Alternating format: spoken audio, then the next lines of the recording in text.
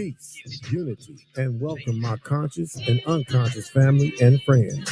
This is the all new Village Community Podcast, and I am truly your host of the show, JC, aka Afro Black, dropping nothing but the raw and uncut without any fear, as I use my mic as a spear to chuck you with liberated truth.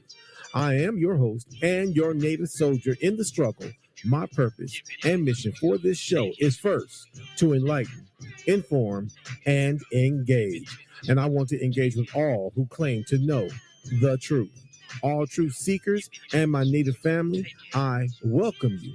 This show is dedicated to all our indigenous native ancestors and to all those who've carried the mantle of truth, and to every person with the ability to throw off the chains of comfortable habit and unwarranted assumption and move in a new, liberated direction that is guided by truth and observational evidence, no matter where that direction may lead you. My main objective and purpose here is freedom, mind, soul, and spirit. That being said, welcome to Village Community Podcast, and much love from our great universal goddess and mother of all, living here and above. DC in the house. With your host, JC, aka Afro Black. The spear chucker that shut down you sucker.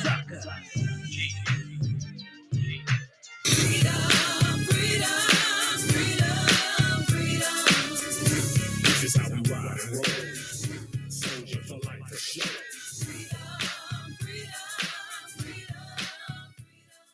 Hey.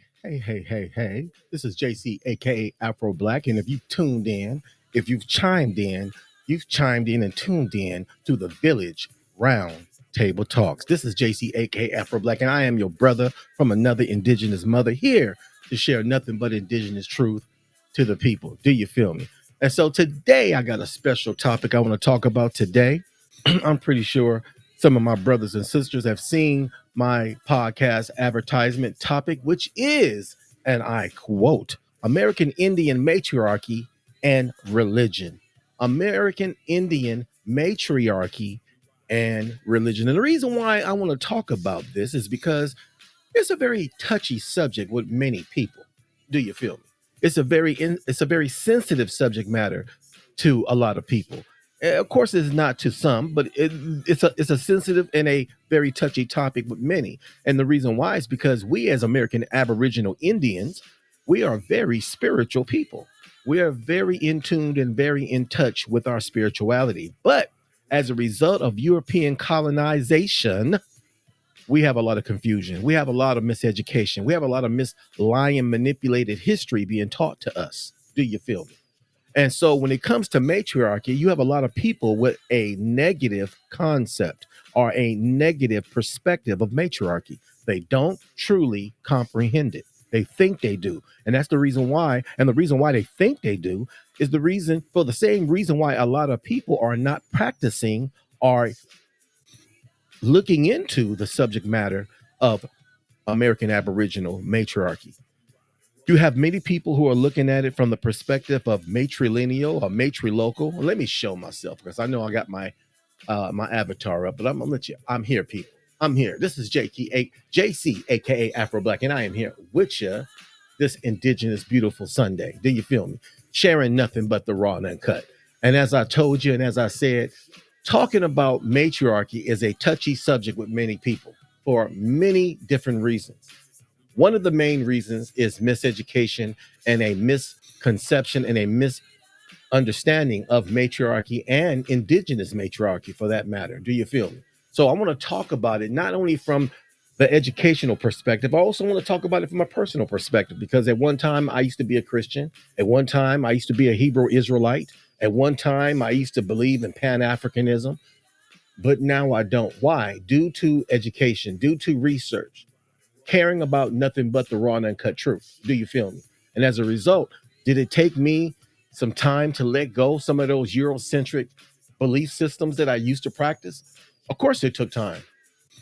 It took a good long time. It took enough time for me to research. It took enough time for me to realize the truth is the truth, and historical truth is the truth. Do you feel me? Not historical manipulations, not historical lies, not historical people implementing what they want it to be, but seeing it for the way it is, seeing it for the way our ancestors meant for it to be. Do you feel me? So when it comes to matriarchal, indigenous matriarchy, what many people don't know and don't believe, and some people have heard and refuse to accept, is that at one time, many of the woodland Aboriginal tribes saw the deity from a female perspective.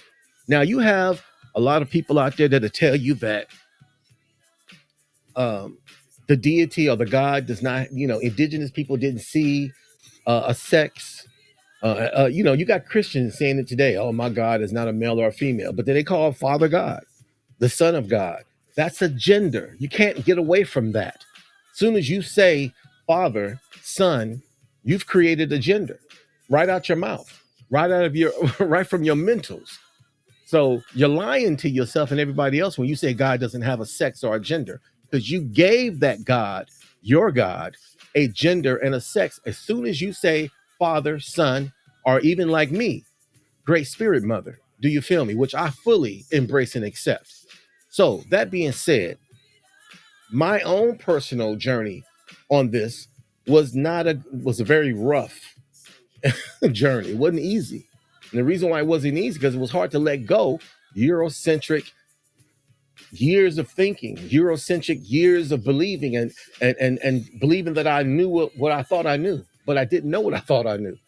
So I have information I want to share. I have some things I want to read. I also have a video I want to play. I'm not sure if I'm going to get everything in that I want to get in today, because I'm only going to be on the air for an hour. I don't plan on being on the air for 2 hours.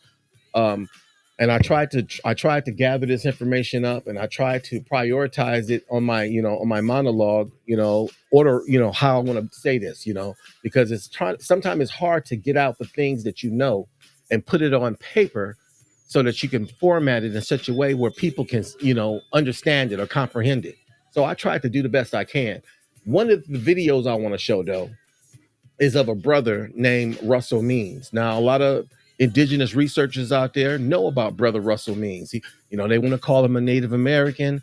Some say, Native Americans have nothing to do with us as American Aborigines. I don't believe that. I personally believe a lot of brothers and sisters who've come on to embracing their cultural identity have a hard time accepting the fact that many of the so-called Native American tribes have came together with American Aboriginal tribes, and the Lakota were one of them.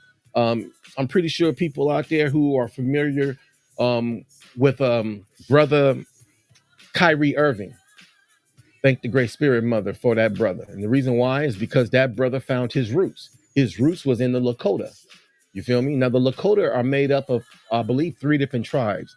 The Lakota, the Nakota, and the Dakota. The Lakota, the Nakota, and the Dakota. So there were 3 indigenous tribes that are related to one another. Kyrie Irving's mother was a Lakota, and she lived with her people on the reservation where she transitioned. Okay. That brother found out. Now, if you look at Brother Kyrie Irving, you'll say, oh, he's an American Aboriginal. That brother, the Lakota are American Aboriginal. But what I love about the Lakota is that they don't hide the fact that they are very matrilineal, matriarchal, matrifocal, matrilocal people that honor women. They held on to their indigenous, prior to European colonization, traditions, spiritual practices, and they hold on to it to this day. Thank the Great Spirit Mother that Brother Russell Means, before he transitioned, made it a point to share some of the things that many of the women and many of the elders, when I say elders, I'm talking about men and women in the Lakota tribe, Nakota and Dakota tribe, would not share with the populace. And so for some reason, and I believe it was the Great Spirit that was tugging at Brother Russell Means, he thought it was necessary to share these concepts, these matriarchal concepts with the populace, with many brothers and sisters who he knew were urban Indians, like myself and like many of my brothers and sisters who are listening right now. If you live in the city, you're an urban Indian. Okay, why? Because we're not on a reservation. You feel me? And so he thought it was necessary, and it was necessary. It was a good reason for the reason why the Great Spirit was tugging at his spirit and soul to share these secrets. I call them secrets because you don't have other tribes sharing what he's sharing. So I think I want to start this subject matter off of talking about American Indian matriarchy. And I think before we can understand anything I say about American Indians' religion, and I don't like calling it religion because American Indians never called their way of life a religion. Religion is a Eurocentric concept and a Eurocentric term for what they call spirituality. But our ancestors did not call it religion. It was a way of life. It was a way of breathing, a way of seeing, a way of thinking, a way of viewing everything around you. You feel me? And so before I share anything that I want to share as far as books that I also want to share, information that I've researched, let me share Brother Russell Means. Okay, I'm gonna put him up right quick. Let me grab that. Let me grab this right. This video by Brother Russell Means. I played it before in the past.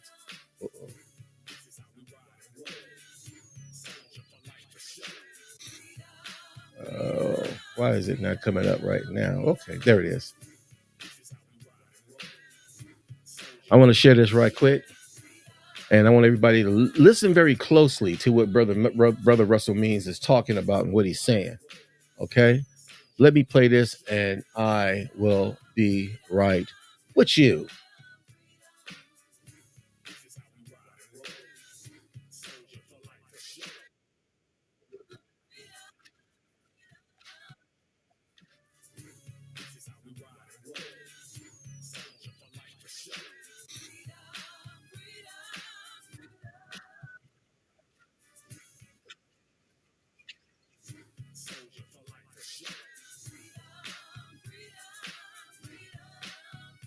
Hold on for a minute. Give me a minute as I load this video up.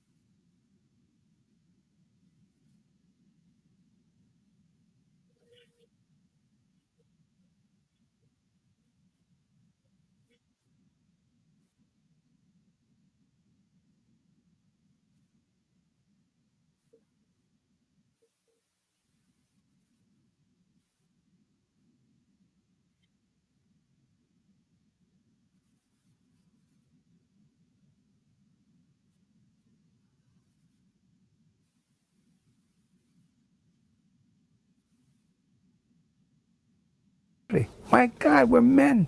We don't live as long as we know nothing about purification from within. So we have to create our purification rites. Hence the sauna. Or people believe in another life. You have to. People believe in another life. You have to. It teaches you that there is another life. So we can't leave our ancestors. That's home. It's like leaving family. Can't leave our family. Our family is too beautiful and too strong. So we don't want to leave them. We keep ourselves together. In small villages. So the white man comes over from his cities where he's been crippled. From a society that is fear-based because it is patriarchal. See, in a matriarchal society, it's not that women rule. Women don't rule in a matriarch. There's female-male balance. Just as there's female-male balance in the universe, there's female-male balance in all of this life. So who are we, the most humble beings on earth, who are the most vulnerable beings on earth? We're even more fragile than a flower. There's flowers that will grow through snow. Bare, naked. We can't survive in snow bare naked. So here we are, learning to live with the female, because the female teaches men how to nurture. To put it simply, it's much more than this, but there's this balance, and we seek to maintain that female-male balance. And the females live longer than men.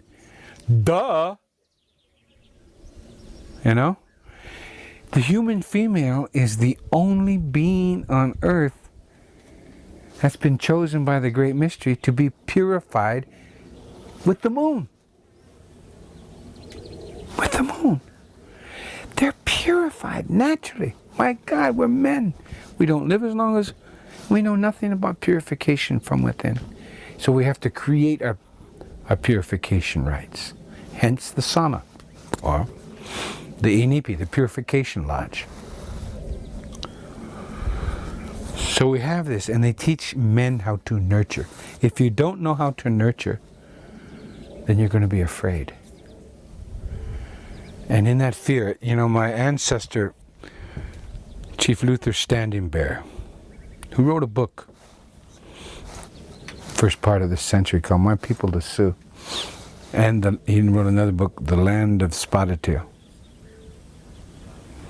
No, The Land of the Spotted Eagle. I'm sorry, The Land of the Spotted Eagle.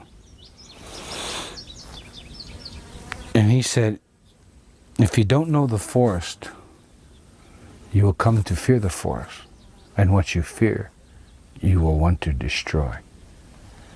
That's patriarchy, because they're out of balance. The first living thing they fear are their women, because they have no understanding of women. Women have this other sense, which the white male calls, what is it called? I lost it. Intuition. It's called intuition. That's what he calls it. I call it sacred knowledge. This ability to see things clearly. This ability to feel. And think of the woman, how she goes from a child into a woman who is naturally purified. And she goes through this life, rearing children, teaching men how to nurture and be in balance, and then reaches the change of life, in which she becomes the elder that lives longer than men and has this full woman power. Until you know a woman, you'll never know life. And so our ceremonies here on this earth are to celebrate womanhood, to learn minutely So we go through the inipi, the purification lodge, the sauna, so that we can feel, have some little notion of what it's like to be purified. And we go through the sun dance and tear our flesh and create the blood, because we want to have a minimal understanding, at least, of what childbirth is all about when she tears her flesh and gives her blood to create life. What is patriarchal societies the world over? I don't care if it's Islamic, Judaic, Christian, Hindu, Buddhist. They're all male gods. I've yet to see a male anything give birth. I'm sorry. So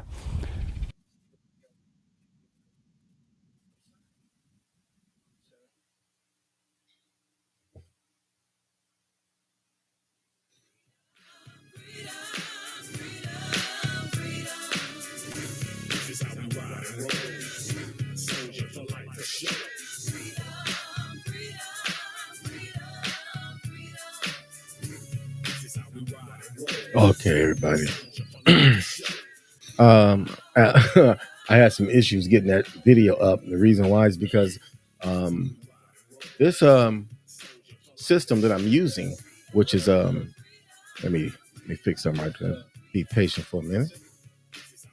Yeah, this system that I'm using, which is called Evemux, is, even though it's pretty much like StreamYard. Well, listen, it's two things. I ain't been on the air for, I don't know, 2 years. I'm more than almost. It's been a while since I've been on the air. And then on top of that, even though it's like StreamYard, it's not totally like StreamYard. And I'm doing all this myself, so I had some issues getting the video up. But I got it up, and you saw what Brother Means was talking about. Brother Means was talking about the things that we don't talk about in the so-called Black American community. And the reason why is because we have so many issues with in our relationships with our sisters. You feel me? A lot of the problems that we're having have everything to do with us ourselves. You feel me?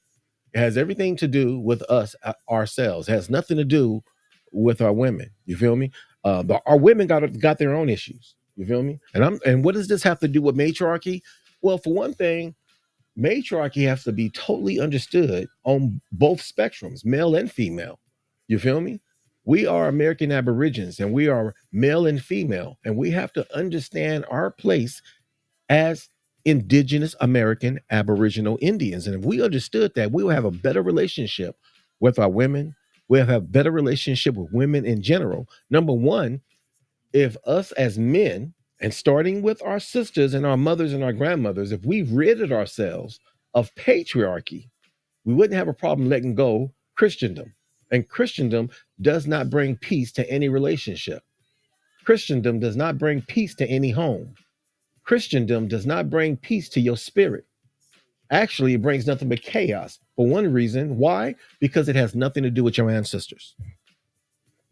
It wasn't what our indigenous ancestors, our ancient ancestors, our American Aboriginal ancestors, our tribal, and it was not what their practice, it was not what they were doing. And what they had their own customs, their own rituals, their own ceremonies, their own festivities that honored the Great Spirit. And we don't practice it. We're not honoring our ancestors. Why? Because we're not honoring the Great Spirit anymore.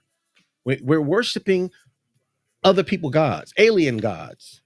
Why I call them alien gods? I'm calling the Bible yes, the God of the Bible is an alien. Why? Because it has nothing to do with our ancestors. You got people out there trying to make it appear that, okay, well, it's a universal God who understands everybody's culture. Oh, I'm not going to argue that. What I'm saying is that it's not the practices, it's not the customs and traditions of our ancestors. And we should be honoring our ancestors by spiritually honoring our ancestors by practicing the customs and practices and religious practices of our people. Then we would have strength. Then we would have peace of mind, peace of spirit, peace of soul. Do you feel me? So that being said, and seeing brother Russell Means was trying his best to explain that, saying that we have, we talk. He did a good example talking about the forest. Somebody, when you don't understand the forest, you don't know the forest. What you did, then you fear the forest. And there's only two things come about fear. You either keep away from it or you destroy it. Good point, Brother Russell Means. May he rest in peace. May he walk with the ancestors as he's doing right now. That brother brought that out simple and elegantly, that we cannot fear truth. We cannot fear our ancestors. We cannot fear the things that they practice. You know what cracked me up? Growing up, I'm 57 years old. Okay, growing up as a kid and as a child and as a teenager, I can remember how many of the things that I see today, like what you watch when you turn on the cable channel, you seeing, all these ghost shows. You got a ghost channel. You got the travel channel showing all these ghosts, ghost hunters, ghost adventures, the Dead Files, paranormal activity and paranormal. You got all these ghost shows, and now all of a sudden, white folks. Let me say this: all of a sudden, white Americans, all of a sudden, in this present time, white Americans are in touch with the spirits, where at one time they refused to even believe or accept that spirits existed. They would say, "Oh, when you're gone, you're gone. You don't exist. You're no more." Now they believe. Now they believe because of what they're going through, because they're being haunted, because things are going on in their homes, because it's affecting their health, affecting them spiritually. And now they accept it. And now they realize that, you know what? Here on American Indian land, spirituality is real. And they know it. We know, we've always known it. We as so-called Black Americans have always known that spirituality, spirits are real. They exist on our plane and on their own plane. They're reaching out to us. This is the reason why the Great American Aboriginal Awakening is going on right now, because the Great Spirit Mother is reaching out, speaking out to her people to wake up. Now, that being said, let me share some information that I got. Okay, I got information I want to share. You feel me? Now, be the fact that I am a Cherokee. My grandmother was full blood Cherokee. Let me get this right quick. I like to share some information about the Cherokee. Okay, I want to talk about woodland Aboriginal American Indians. I'm not trying to talk about, all the Indians. You got people out there and a lot of information out there and a lot of misinformation sharing things like when it comes to the woodland Aborigines, which is all the South, some of California. You feel me? The first thing I want to say is that American Aborigines, people like the Cherokee, people like the Choctaw and the Ojibwa, the Oneida, the Natchez, the Caddo, and many other, other so-called Black American Indian tribes, that they were worshiping spirits. They worship spirits. They didn't, and what cracked me up is that these American so-called historians and archaeologists and anthropologists who put this information together, they give so much false information and they know better, but they do it for the sake, I guess, of their careers. They do it for the sake of their job, so they can stay on note with the other lying historians. Our people did not worship everything. Our people did not worship their ancestors. They did not worship spirits. They worship the Great Spirit that created the seen and the unseen, the all and the all-encompassing.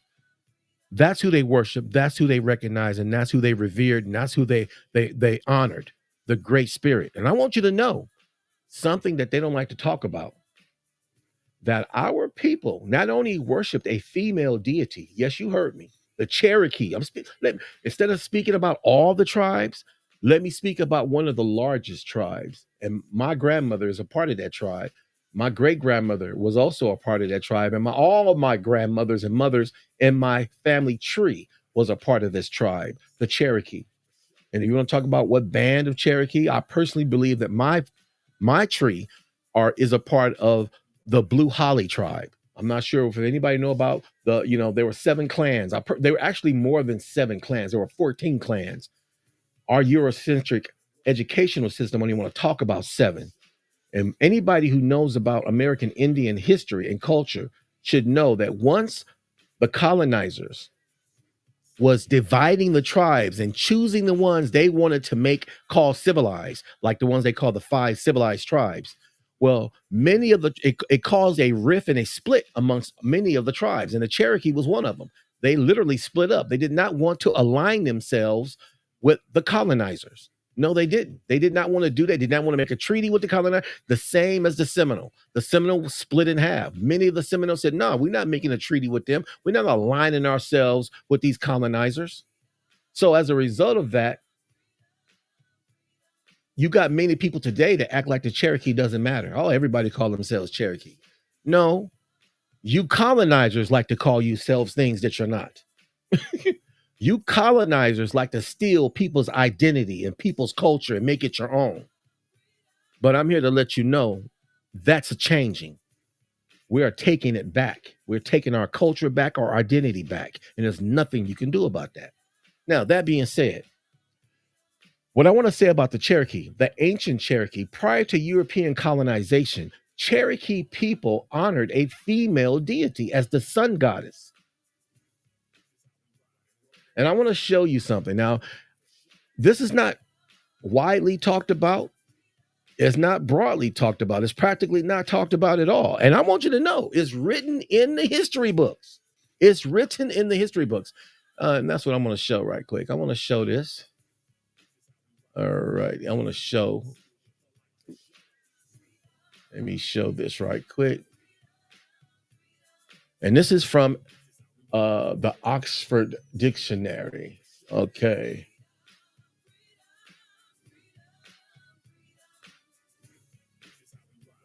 Okay, if you can see this, let's make it bigger. All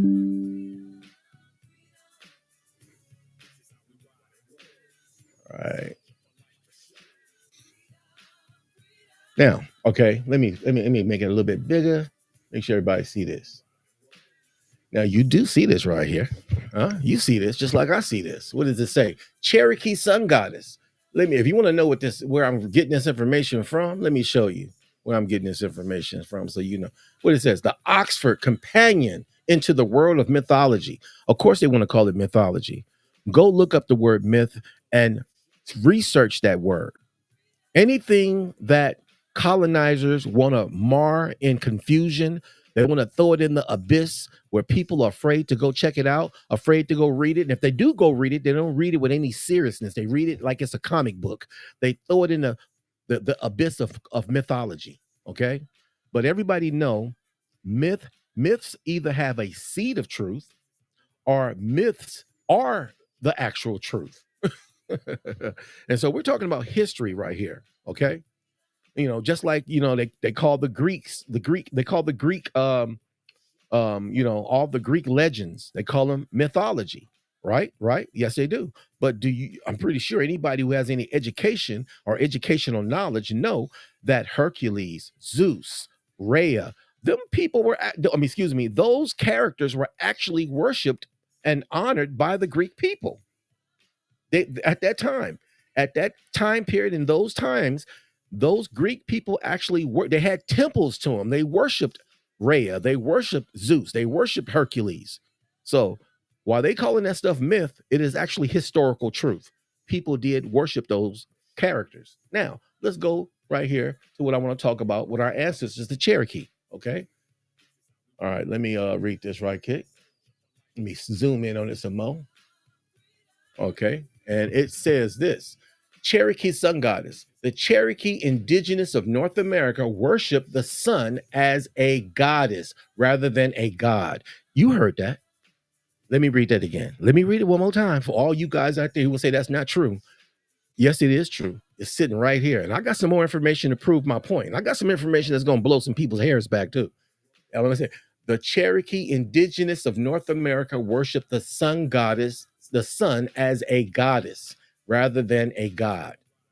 They tell a story about this goddess that is at once a disappearing god myth like that of the Hittite or the Telipinu and a flood myth. You heard that. Now I can go into reading it more because they talk about the story right here. It goes, the sun goddess always visited her daughter's house in the center of the sky during her daily trip across the heavens. And while there, she often complained that the grandchildren of the people of the earth never looked directly at her, but squinted at her and then looked away. She was particularly jealous of the moon. Listen to here. Did y'all hear that? Listen to this. And I want you to hear this closely. It says that she was particularly jealous of the moon because the people looked up lovingly at him. Did you hear that? Now, it's saying that the people, our ancestors, the Cherokee at one time saw the moon as the masculine, the sun as the feminine. What's going on, people, today? Look like they reversed that, huh? I think they reversed it. What do you think? Because today, practically all the indigenous tribes will tell you that the sun is the male and that the female is the moon. Well, but that's not what it says right here in the Oxford Dictionary. It says that one time the Cherokee saw the God, the great one, the great spirit as the great spirit mother. Why I say the great spirit mother? Because it says the Cherokee indigenous of North America worship the sun as a goddess.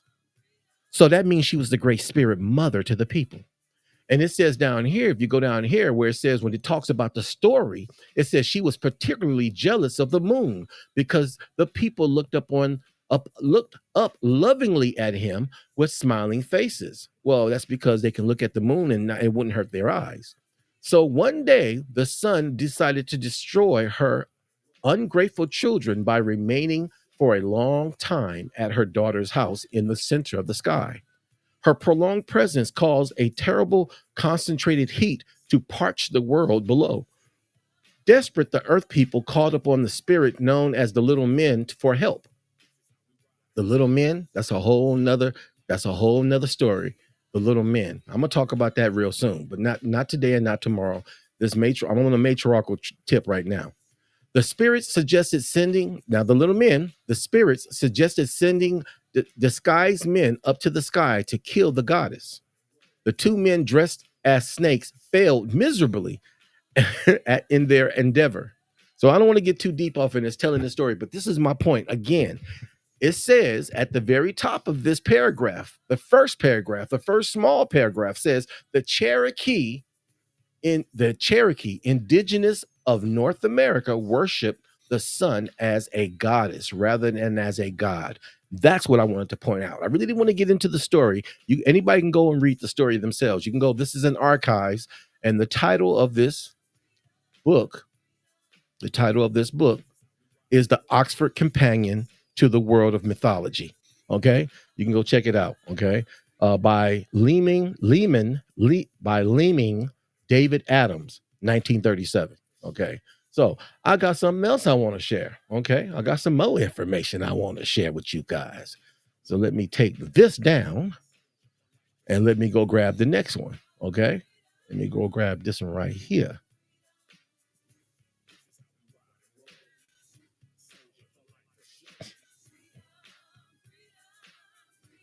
Okay, here we go. I want to read from this one right here. This is also a good one, a good source. And I'm saying this is a good source because, in my opinion, in my conscious opinion, in my educated opinion, the colonizers still to this day don't want us knowing the truth of what our people actually practiced and how they did it. They want us to not know. They want to keep it from us because then we won't have to practice it if we don't know it. We can't practice something we don't know. They made sure when they came here that our people were assimilated, and the only way you can assimilate a people is to make sure that they don't have access to, that they can't re-educate themselves on their own cultural information. Okay, so this is another book I want to share with everybody. Okay, let me show you what it's called. It's called Cherokee Women. Cherokee Women, Gender and Cultural Change. Cherokee Women, Gender and Culture Change from 1700 to 1835. There you go. Do you hear it again? Cherokee Women, Gender and Culture Change, 1700 to 1835. So let me go back and enlarge it. I want to read a specific part of this called Constructing Gender, page 27. Okay. On this page, and I did read it, it talks about the cultural practices that our people did during festivities and their way of their religious practices. Now, I find it quite odd, okay, when I read this, that it doesn't really go into any real detail about what they specifically did. Okay, well, it does, but it don't. Because it doesn't talk about the fact that they worship their sun god, but it does talk about some of their ceremonial practices. Prime example, let me go down here, page 27. It says, community well-being depended on the maintenance of spiritual purity. Now, we're talking about the Cherokee.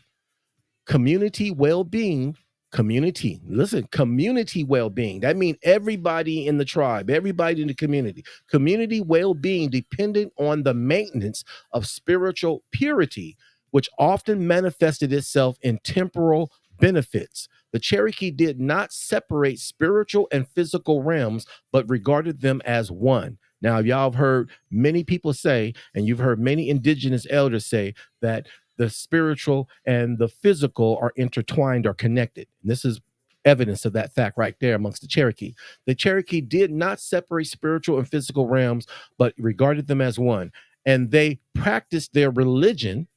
You see this now, this colonizer is calling it religion. Mind you, the indigenous people never called their way of life or the way they practiced a religion. But the colonizer who wrote this is calling it a religion. They practiced their religion in a host of private daily observances. Mind you, listen what he says, a host of private. That means it was not privy to the public. They kept it to themselves. They practiced their religion in a host of private daily observances as well as in public ceremonies. Purification rituals cured and prevented disease and prepared people for war, hunting, fishing, planting, house cleaning, childbirth, and other worldly undertakings. The focus of ceremonies, however, was a spiritual cleansing, and the medicine and the medicine Cherokees consumed during these rituals addressed spiritual as well as physical ills. Did you hear that? I'm going to say it again. The focus of ceremonies, however, was a spiritual cleansing, and the medicine Cherokees consumed during these rituals addressed spiritual as well as physical ills. You see? So basically, our people had their own way of healing themselves spiritually and physically. Our people had their own. And if you look at it, look at what they said. They said they focused their ceremonies. So they had their own way of worship. See, when you go to church, you're performing a ceremony when you walk into that church. And when you start to praise God, you get to dancing and you get to singing and you get to shouting and you get to listening to the pastor preach. That is a ceremony. That said, the focus of the ceremonies, however, was a spiritual cleansing. What do they do in church today? You go to church to get what? Spiritually cleansed. But the Cherokee had their own way. And mind you, remember, I just read earlier, I read to you in an Oxford book of Oxford Dictionary of Mythology. It said that the Cherokee people honored and worshiped a sun goddess. So they was looking to the goddess to heal them. They were looking to the goddess to purify them and to cleanse them, not a male god, not like we've been taught to believe. Now, to understand this and to accept this is also to understand and to educate yourself on matriarchy. Do you understand? You heard Brother Russell Means. He said to understand your own self, you have to understand women. That's because we come out of what? We come out of women. We come from women. We are birthed through the female matrix. We birthed through the female. We're fed through her as she eat and as she breathe. And they saw the women, the beloved mothers. Anybody know anything about the American Indian community? A lot of my brothers and sisters out there who know, we know that the women were called the beloved mothers. They were honored. And if these women were honored, and if these women had a high esteem in the community, in their homes, then who you think were teaching the children their spirituality? You believe that the mothers were teaching the women, teaching the children to worship a male god? I don't see that. I just told you and showed you that they honored a sun goddess. Now, what was her name? I'm pretty sure somebody out there saying, well, if they worship a goddess, what was her name? I'm going to tell you her name. She had more than one. She had more than two. Just like the male God that people go to the church every day, every Sunday, and you hear, oh, God, Jehovah Jireh, Jehovah Rapha, how God has many names. Well, I want you to know the male God is not older than the female goddess. The female goddess was first. She's in, and the reason why many people don't know of her is because you're reading modern history. You're not reading prehistory. You're not reading her history. You're reading his history. You're reading what he wants you to read. You're reading what he wants you to know. For you to understand and know what I'm talking about, you're going to have to go read prehistory. Go learn some prehistory. Okay, let me continue. All right. Matter of fact, as I continue, let me put something on hold for right minute. Give me a minute. Give me a break. I got something I got to do right quick. Do you feel me? Hold on. And listen to this.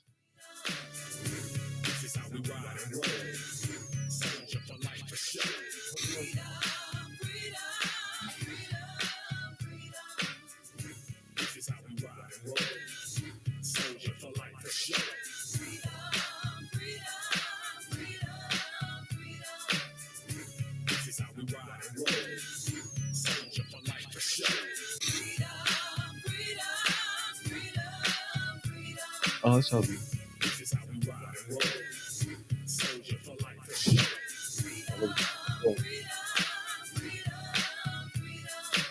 Okay, I'm back. My son, you might have heard me in the backdrop. My son get ready to leave. Should have turned my mic off. I didn't turn my mic off. Hey, but I'm back, people. Okay. And let me I got something else I want to share with you guys. All right, hear me go over here and show y'all some of this here.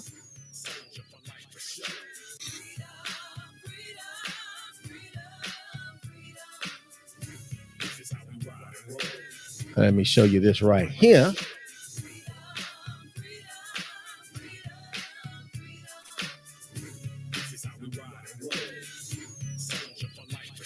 Oh, no, not that right there.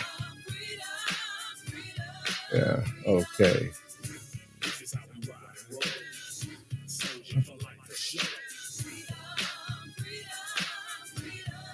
How about this right? I think this is it. Yeah, this is it right here.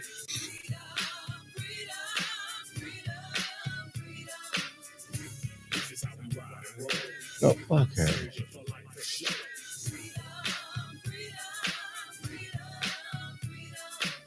Bear with me, people.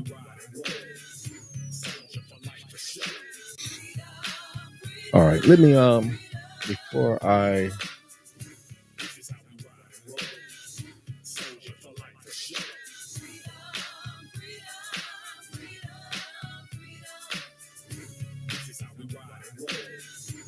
all right, here we go. This is right here. There it is. There we go. Here we go. I want to read this right here. Check this out. Let me make it a little larger. All right, here we go. Let me turn this down. All right, let me turn this down right quick. My freedom music, people. Freedom, freedom. Now, check this out. Here we go. This is a very good a good story right here I want to read. All right, that talks about the Cherokee, and this is by us on a site you can go check out called Anchor of North Carolina. Okay, check it out as I read it. It goes, long before the arrival of the white man, women enjoyed a major role. My computer in the family. Let me get this off my screen right quick. Okay, here we go. Long before the arrival of the white man, women enjoyed a major role in the family life, economy, and government of the Cherokee Indians. The Cherokee originally lived in villages built along the rivers of the western. I pay no attention to that. They always try to make it seem like our people lived in teepees and huts and wigwams when that was their vacation. You know, just like when Today, when the colonizer goes camping, what do they take? They take huts and they take camping gear.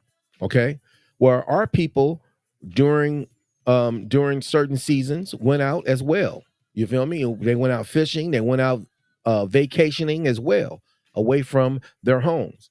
Now, if you want to know what our people lived in, they lived in houses. They lived in cabins. You know, this is where the colonizer learned how to build cabins from. By when they came over here and they came into contact with indigenous people, they saw cabins with fireplaces going on. You feel me? Now they want to act like that didn't happen. Well, we know the truth now. So let me continue on. The Cherokee originally, no, they did not originally live in, they did live in villages. Okay, the Cherokee originally lived in villages built along the river of the western North Carolina and northwestern South Carolina, northern Georgia, and eastern Tennessee. When the white man visited these villages in the early 1700s, they were surprised by the rights and privileges of Indian women. And this is just really astonishes me whenever I read this and hear stuff like this, that they were astonished. And then the reason why they were astonished is because they took all their women's rights. I want you to know at one time, European women owned the property, they owned the land. And if you go research and pay attention to a lot, especially a lot of these European movies where they're talking about going back in the 12th, 13th, and 15th century, you'll see that the women were the property owners. So men had to marry women to have wealth. We're talking about in Europe. I'm talking about in Europe. For these men to get wealth, they had to take it from the women. And a lot of the European men got their wealth from women, from wives and mothers and sisters and aunts. So let me continue, okay? These white men visited these villages in the early 1700s, and they were surprised by the rights and privileges of Indian women. Perhaps most surprisingly to the Europeans was the Cherokees' maternal kinship system, which I don't understand why they were surprised at that. In a maternal kinship system, a person is related only to the people on his mother's side. His relatives are those who can be traced through a woman. In this way, a child is related to his mother and through her to his brother and sisters.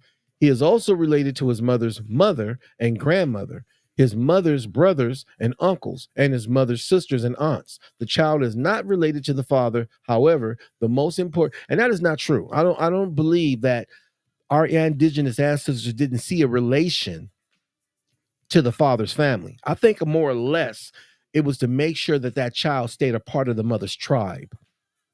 Okay, it was because they wanted to make tribe was everything. Your tribe was your identity. Your tribe was who you are. You represented your people, and your people represented you.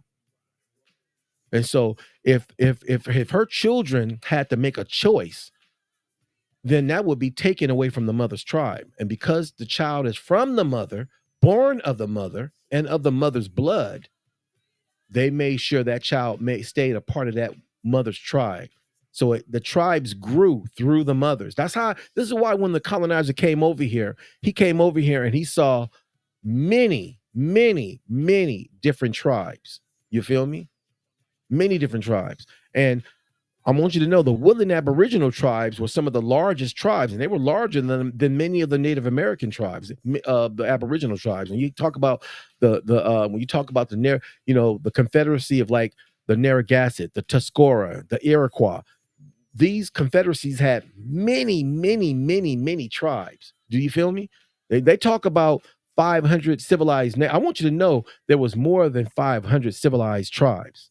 See, when they talk about the 5 civilized tribes, they're talking about the tribes that the colonizer chose to let everybody know these are the main tribes that we honor. These are the people that we say are Indians. Anybody else aren't Indians. You guys aren't Indians. No, y'all savages. This is what they were saying by saying that, because there were many tribes here. You feel me? This is the reason why they tried to write tribes off as if they don't exist no more. You feel me? Because they want to say the conqueror holds the pen. The conqueror writes the history. Well, we want you to know our great spirit mother is the one who wrote our history. It ain't got nothing to do with the conqueror or the colonizer. Do you feel me? So we're going to continue on.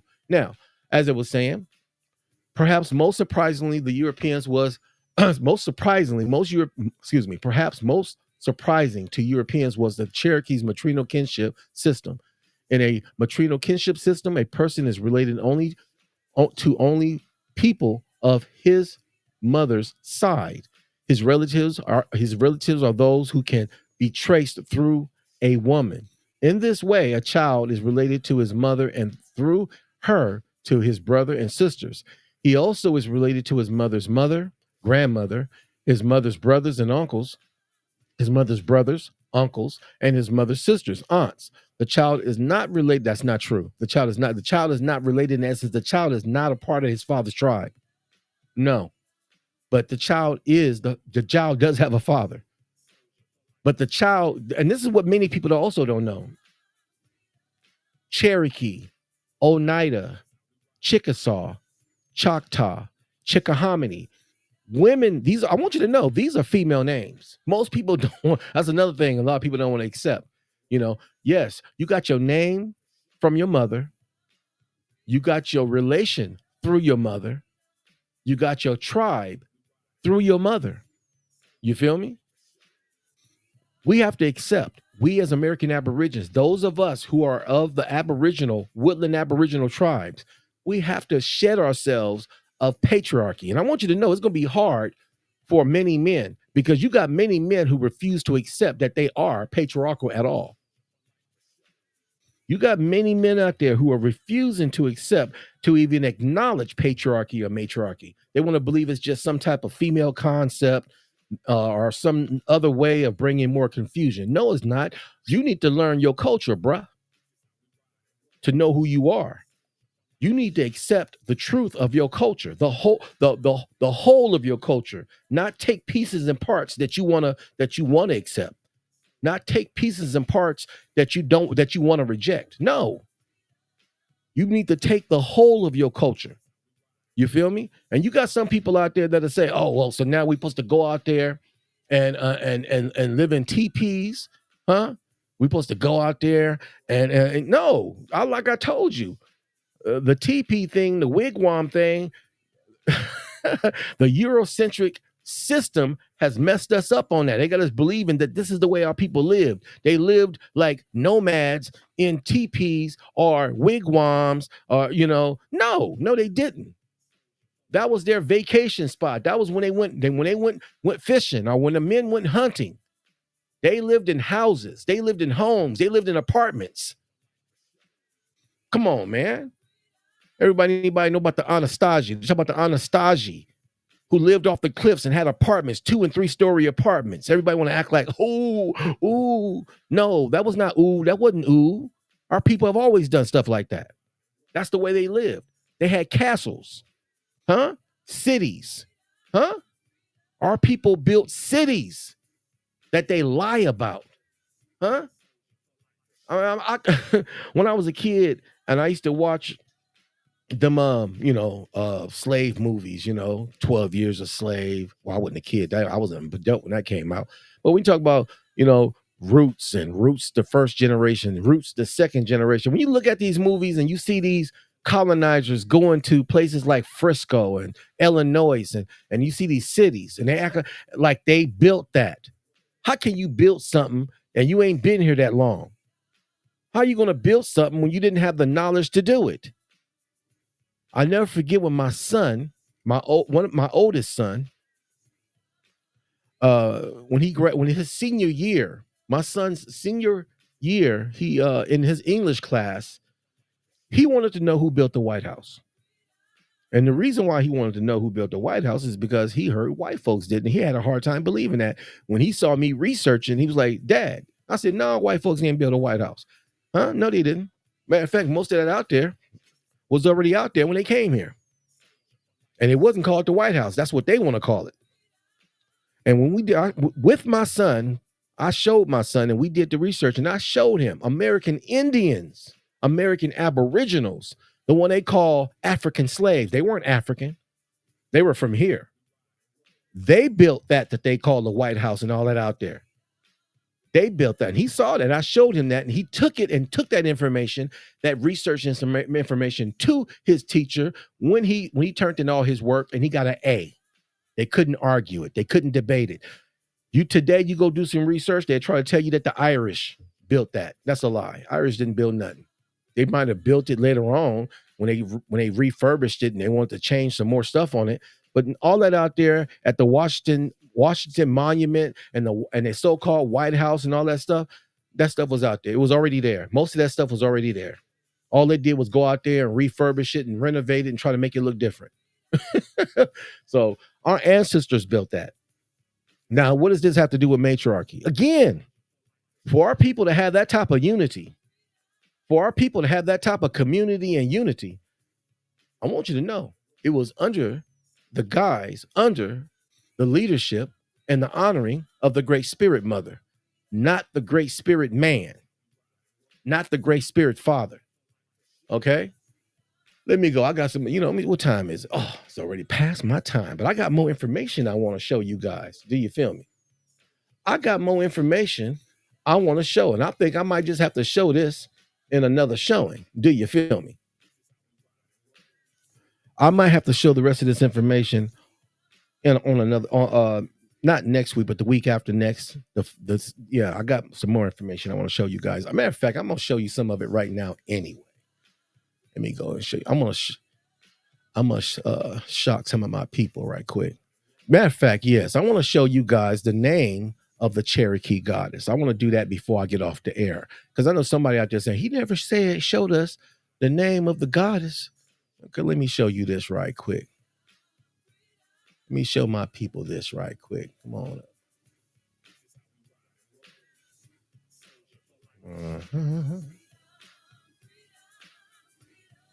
All right, let me this one. I'm gonna put this up.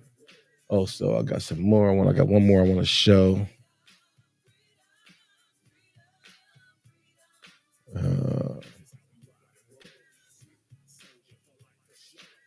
Put this one up too. Okay, so let me let y'all check this out right quick.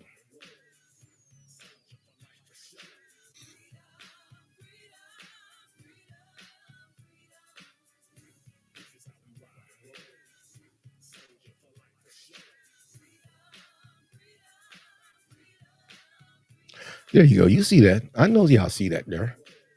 I know you see that there. Let me make this a little bit bigger.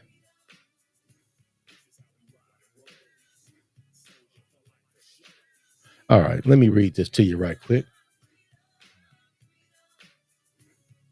All right, so let me read this right quick. All right, now the goddess Unila La Nuhuhi. It's hard to pronounce. Great Spirit, forgive me for messing that up. Okay, the Cherokee goddess. You said it says the goddess and gods. Okay, now, let me read down here below. It says Unilan Nuhuhi is the Cherokee sun goddess. That's her name. Okay, her name means a practitioner of time, and she was responsible for dividing time into units. It is her routine passage through the sky that marks the seasons and divided night from day. She is a healing goddess who aids those who need assistance. According to an old legend, originally the earth had no sun until Spider Woman wove a great web and pulled Unilanuhuhi from her deep from deep within the underworld and into the sky. And although she belongs to no one, she is visited once a month by a mysterious lover who pleasures her without revealing his identity. So there you go. You heard her. There's her name right there. Anybody who sees it, that's her name. You can go research that. Okay. Let me go on to this next one right here. This other article Let me pull this off. Grab this other one to verify. Okay, I got more than one source here.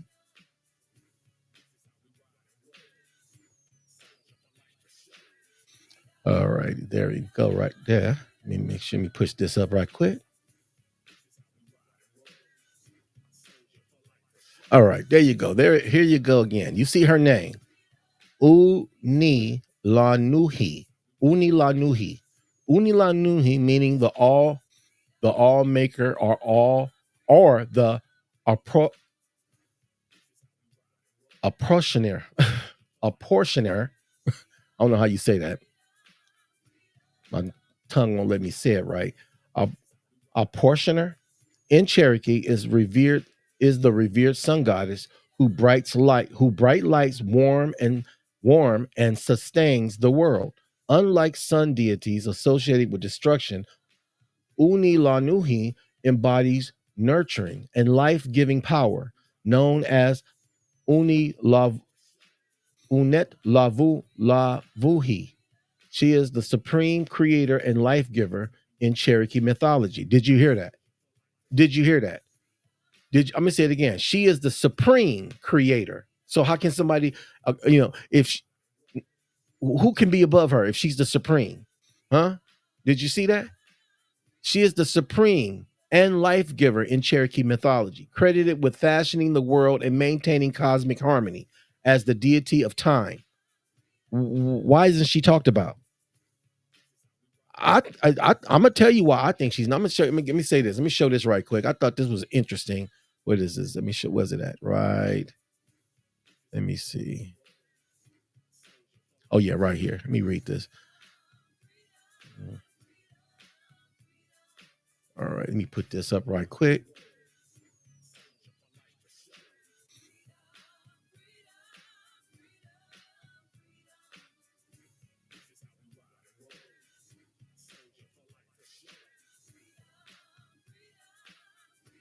Okay, you said. Let me read this. Now, this is an article on the studies of matriarchy. Okay, so if you go check this out, these are all books. These are all books on Indian matriarchy. So if you ain't got this and you want this, you might want to copy it down. You see what it says right there. But listen, check out this first paragraph I found very interesting. This right here. It says Central, North, and South America have long been havens of matriarchal culture. Did you hear that? Central, North, and South America have long been havens of matriarchal culture. What happened to it? He said havens. That means it was everywhere, amongst indigenous people. Central, North, and South, huh? Havens of matriarchal culture, which puzzled or outraged the Europeans recording it. That explains the reason why we're not hearing about it. That explains the reason why they've mythicized it. Huh? That's raw and uncut truth right there. Do you feel me? If you want to know why it's not being talked about, if you want to know why it's not being spoken about, if you want to know why you hear so little information on it, and why most people, most historians, most teachers are not really focused on it, educating the people about it, and maybe themselves don't know anything at all, is the reason why. Because the researchers, the Eurocentric researchers, the European colonizers have made sure we know practically nothing about it, because they don't want us knowing anything. They want us worshiping that masculine God out there that destroys everything, that creates war, mayhem, that kills and murders. That's who they want us to represent. That's who they want us to worship and honor. I don't think so. I'm not messing with that thing. I'm caught up in the love with the mama. Do you feel me? I'm honoring my wife as the embodiment and physical embodiment of the great spirit mama. I'm honoring the sun goddess. That's who I give all my love and honor to, the sun goddess. And if without the sun, we all are gone and doomed. Do you feel me? So let me read that again. Central, North, and South America have long been havens of matriarchy. Let me highlight that again, which puzzled, which I'm pretty sure confused colonizers and outraged the Europeans recording it, depending on their level of cultural flexibility. Towards the end of the 20th century, besides increasing serious and reliable studies for Western scholars, indigenous American scholars have began offering studies of their own culture, like Jack Forbes, indigenous Jack Forbes. Do you feel me? Okay. Now I can go into, and I want to finish read. I don't want to go and continue into this. I just wanted to point out that paragraph. You see the rest of this right here in the mid to late 20th century, as matriarchy was being taken seriously, opposed to sustaining a cat call. A number of interesting studies of Central American matriarchies were performed, and he's naming these guys who wrote books down here and so forth. So let me remove myself from that. There you go. So I wanted to point that out. Now you see the name, and I want you to know the Great Spirit Mama Unila Nuhuhi, she has more than just that name. There's another name. I'll show that to you the week after next. I'll just tell you the name. Amana. That's her other name. Amana. Amana. Amana. Amana. Amana. That's her other name. Okay, I want y'all to know that there. And I will break that down and show that next week. Not next week, but the week after next, not this coming Sunday. Every other Sunday I'm doing a show. I'm not doing a show every Sunday because I got too much going on. It was hard for me to get this together. Because my birthday was on the 19th of this month. And then my wife's birthday was on the 25th, which was just this Saturday. So I had a whole lot going on. And then I was trying to get the information together for this show. And I got a whole lot of more information, but I ain't got time to be showing all that information because it is already after 4 o'clock. I've already been on the air for more than an hour. I got things I got to do. I got more research I got to do, people. I got more I want to share when I come back. Do you feel me? You feel me? But I hope everybody have, kept up with what I've been trying to share. Our people, and I'm only starting with the Cherokee, but the Cherokee were not the only ones that worshiped the Great Spirit Mother as a goddess, not a male deity.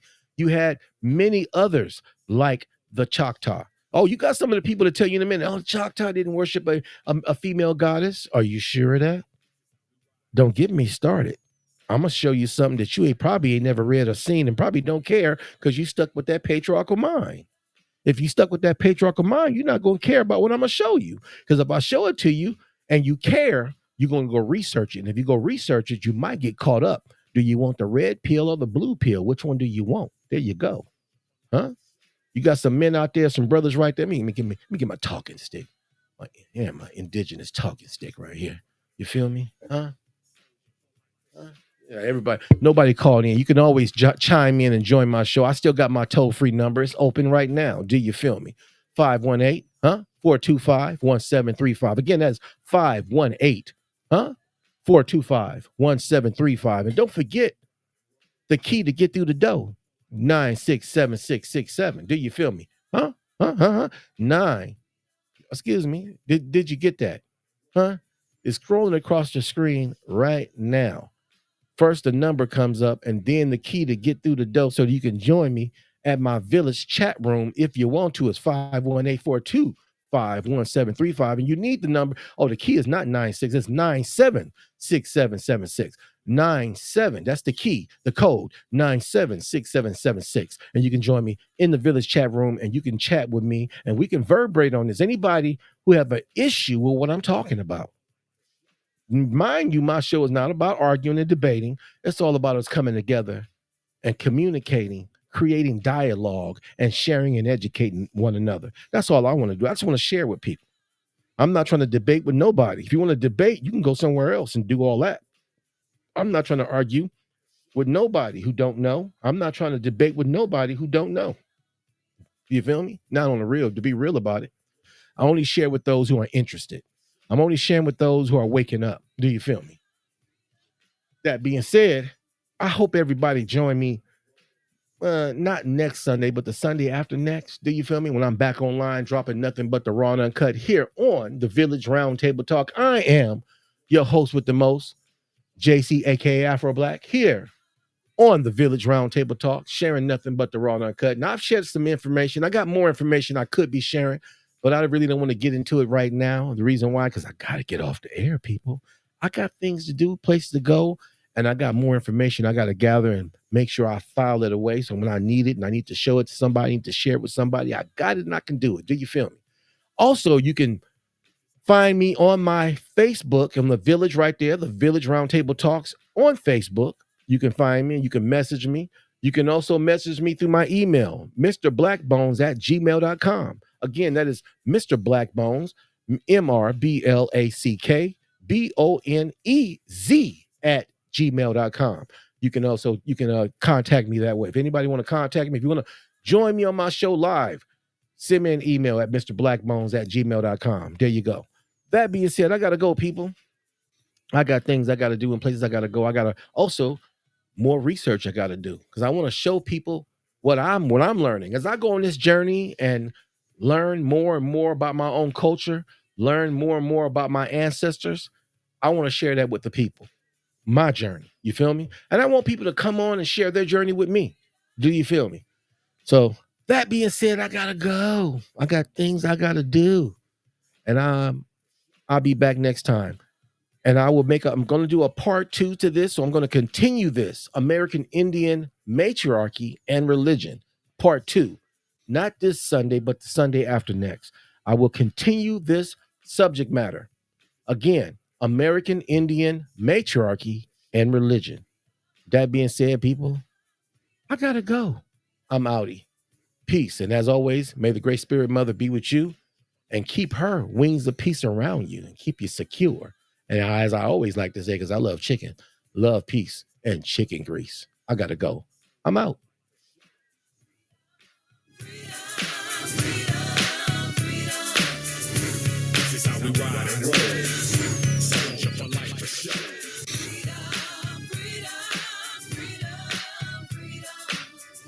This is how we ride and roll. Soldier for life for sure.